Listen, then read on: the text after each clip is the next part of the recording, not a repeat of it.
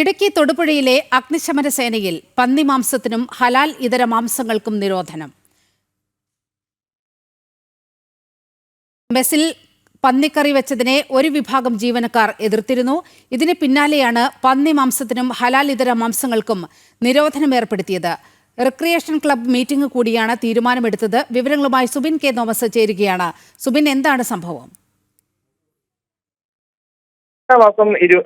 കഴിഞ്ഞ ജൂൺ മാസം 27-ാം തീയതിയാണ് തൊടുപുഴ അഗ്നിശമന സേന ഓഫീസിൽ വെച്ച് ഈ റിക്രിയേഷൻ ക്ലബ്ബ് മീറ്റിംഗ് കൂടുകയും പന്നി മാംസത്തിനും ഹലാലിതര മാംസങ്ങൾക്കും നിരോധനം ഏർപ്പെടുത്തുകയും ചെയ്തത്. ഈ പന്നി മാംസം കഴിക്കാത്ത ഉദ്യോഗസ്ഥർ ഓഫീസിൽ ഇല്ലാതിരുന്ന ദിവസം ഏതാനും ജീവനക്കാർ ചേർന്ന് സേനയുടെ മെസ്സിൽ പന്നിമാംസം പാകം ചെയ്ത് ഭക്ഷിച്ചിരുന്നു. ഇതറിഞ്ഞ ഈ പന്നിമാംസം കഴിക്കാത്ത ആളുകളും അതുപോലെ തന്നെ ഈ സ്റ്റേഷനിലെ സേനാ തലവൻ TH സാദിഖ് എന്ന് പറയുന്ന ഉദ്യോഗസ്ഥരും ഉൾപ്പെടെ ഇതിനെതിരെ രംഗത്തെത്തുകയും ഇതിനുശേഷം ഈ യോഗം ചേർന്ന് ഈ പന്നിമാംസത്തിനും ഹലാലിതര മാംസങ്ങളും നിരോധിച്ച് ഒരു ഏകപക്ഷീയമായ തീരുമാനം എടുക്കുകയുമായിരുന്നു എന്നതാണ് പരാതിയിൽ പറയുന്നത്.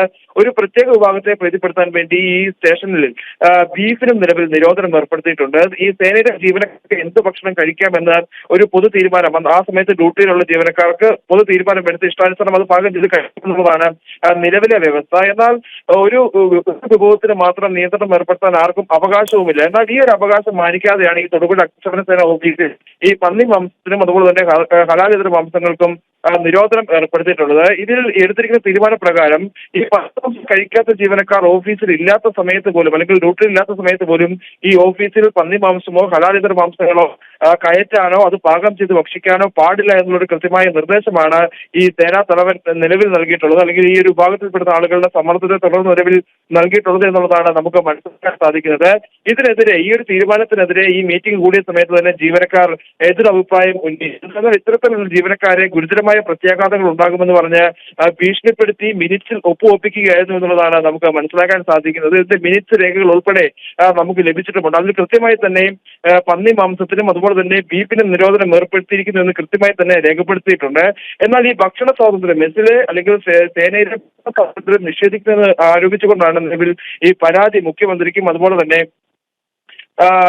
മുഖ്യമന്ത്രിക്ക് ഉന്നത ഉദ്യോഗസ്ഥർക്കും ഈ ഒരു പരാതി നിലവിൽ ലഭിച്ചിട്ടുള്ളത്. ഈ പരാതിയുടെ അടിസ്ഥാനത്തിൽ നിലവിൽ ഇപ്പോൾ fire and rescue director general കഴിഞ്ഞ മാസം അന്വേഷണത്തിന് ഉത്തരവിട്ടിരുന്നു. ജില്ലാ ഫയർ ഓഫീസറാണ് ഈ ഒരു അന്വേഷണം നടത്തുന്നത്. എന്നാൽ ഈ അന്വേഷണത്തിൽ ഇതുവരെ കാര്യമായ പുരോഗതികളൊന്നും തന്നെ കൃത്യമായ നടക്കുന്നില്ല എന്നുള്ളൊരു പരാതി ഈ പരാതിക്കാർക്കുണ്ട്. പ്രധാനമായും ഈ ഭക്ഷണ സ്വാതന്ത്ര്യം അല്ലെങ്കിൽ അവർക്ക് ഇഷ്ടാനുസരണം ഭക്ഷണം കഴിക്കാൻ ഒരു സ്വാതന്ത്ര്യം അവർക്ക് വേണം, അല്ലെങ്കിൽ പാകം ചെയ്ത് കഴിക്കാനുള്ള അവകാശമുണ്ട്. ആ അവകാശം ഒരിക്കലും നിഷേധിക്കാനുള്ള ഒരു കാര്യമില്ല. അത്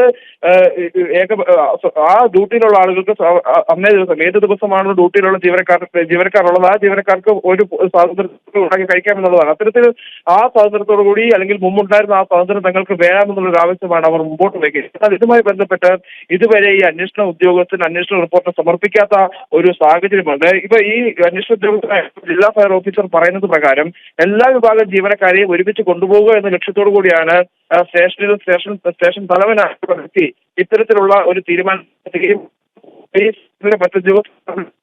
പൂർണ്ണമായി. ശരി സുബിൻ, ഇസ്ലാമിസ്റ്റുകൾ എല്ലാ മേഖലയിലും പിടിമുറുക്കുകയാണ്. അങ്ങനെ ഫയർഫോഴ്സിന്റെ ഓഫീസിൽ പന്നി മാംസവും അതുപോലെ ഹലാൽ ഇതര മാംസഭക്ഷണങ്ങൾ വിളമ്പുന്നതിനും പാചകം ചെയ്യുന്നതിനുമൊക്കെ വലിയ വിലക്ക് ഏർപ്പെടുത്തിയിരിക്കുകയാണ്.